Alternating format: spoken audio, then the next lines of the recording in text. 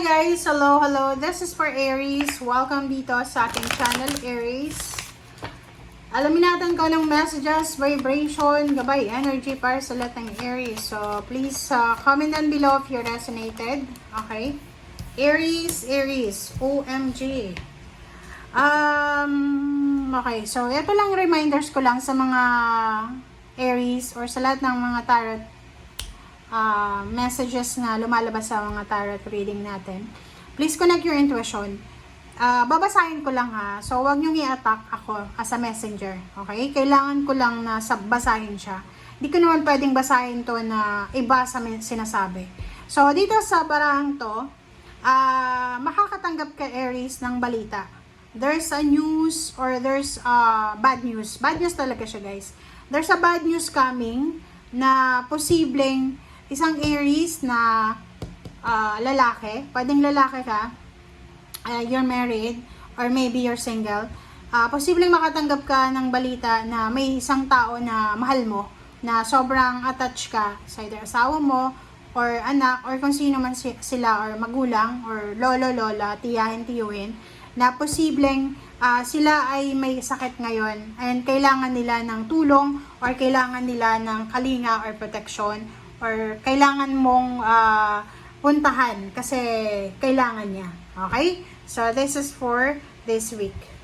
But if you are not resonated, okay lang naman yun, guys.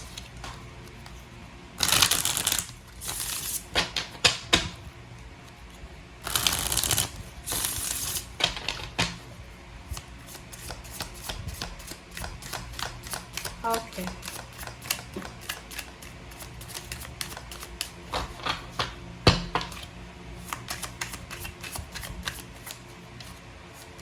Okay, this is travel.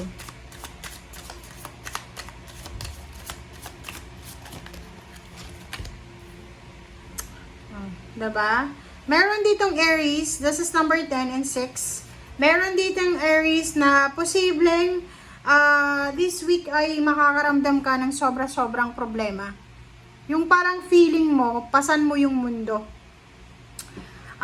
Sa linggong ito ay sobrang burdened ka, okay? Yung kailangan mong maging responsible. Pwedeng nai-stress ka sa linggong ito, na pakiramdam mo, nawawalan ka ng pag-asa, frustrate ka, nape-pressure ka, na parang feeling mo hindi pumapabor sa'yo yung tadhana. And dito naman, sinasabi ng baraha sa'yo na meron kang pakiramdam na gusto mong umalis sa sitwasyon. Meron kang pakiramdam na gusto mong, kumbaga, takasan. Parang gano'n. Gusto mong tumakas sa kung ano man yan na responsibilidad. Sobrang bigat ng reading na to, guys. Itong apat pa lang na to, sinasabi ng barahan na, pwedeng ikaw yan, Aries, na, like for example, nasa malayo kang lugar. Etong taong itong may sakit, pwedeng asawa mo yan, or kung sino man siya, na kailangan mo mag-travel, or maybe anak mo, kailangan mo mag-travel para puntahan siya. So, maybe wala kang pera, wala kang extra income, and nakikita ko sa'yo dito na pasan-pasan mo yung responsibilidad dito.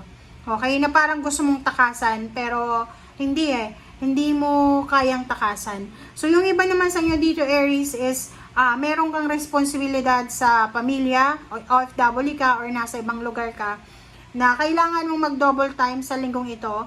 Kailangan mong mag-travel sa iba't ibang klase ng mga transportation, di ba? Like, kung nasa ibang bansa ka, di ba, may full-time ka na, may part-time ka pa. Kasi, sagad-sagad yung obligations and responsibilities mo sa Pilipinas. Okay, let's check. Ano pa ba ang messages? Nakikita din natin dito na may isang Aries na kinakailangan niyang magpakalayo-layo. Kailangan niyang magtrabaho sa malayong lugar, or kailangan niyang maghanap ng trabaho sa malayong lugar. Kasi marami siyang kailangan na maraming umaasa sa kanya. Yun yung pinaka tamang word dyan. Maraming umaasa sa kanya. Okay. Okay, Aries. Sa barahan ito, sinasabi ng baraha, kung may Aries dito na namumroblema, meron naman ditong Aries na siya ay sobrang masaya. Sobra-sobra siyang masaya. Sobra-sobra siyang peaceful. There's a travel eh. Talaga, dalawa yung Six of Swords dito eh. So, sinasabi ng Baraso yung Aries na eto, ibang Aries to, eto iba naman. So, dito sa barang to, sinasabi na isang Aries, ang posibleng tinatahak niya yung direksyon, sinosolve niya yung problema niya, nasa journey siya na masaya.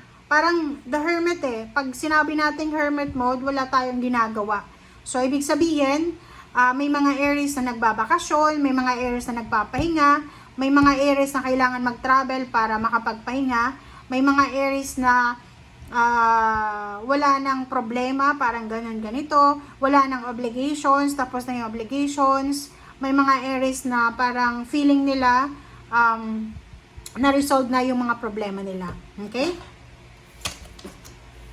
Okay. So, meron ditong Aries na meron kang pinaplano na like occasion, celebration, ganyan, ganito. Maybe naka-schedule siya sa linggong ito na posibleng hindi mo muna siya itutuloy. So, like for example, naka-schedule kang mag-travel sa linggong ito, hindi mo muna siya itutuloy. Like for example, naka-schedule ka sa linggong ito na manunood ng sine, hindi ka muna manunood kasi hindi siya matutuloy. Ano ba yan? Ang daming mga messages dito na parang ano siya, literal. Okay. Mag-iingat lang tayo. We need to be careful sa mga messages or sa mga communication na matatanggap natin Aries sa linggong ito. Kasi, hindi lahat, like, mayroon dito hangman eh.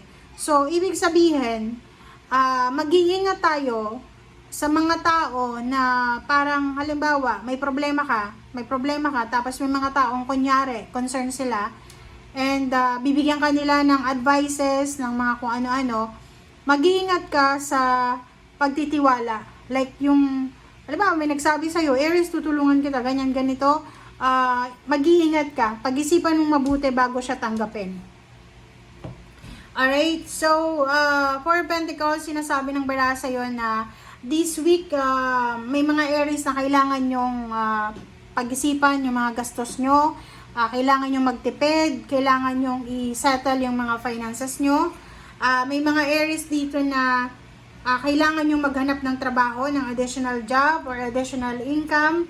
And sinasabi ng Baraso dito na may transition, merong pagbabago, may endings na posibleng mangyari sa buhay mo. So, you need to prepare yourself sa kung ano man na changes, transition, or kung ano man yan na pwedeng mangyari sa linggong ito. So, in general guys, nakakalito ang message mo. Ito ay sobrang negative, ito naman ay positive, ito naman ay so-so. Diba? So, nasaan ka dyan?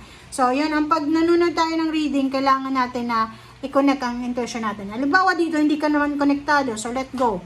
So, dito, konektado ka. So, ito yung i-claim mo. Okay? Thank you guys. Bye!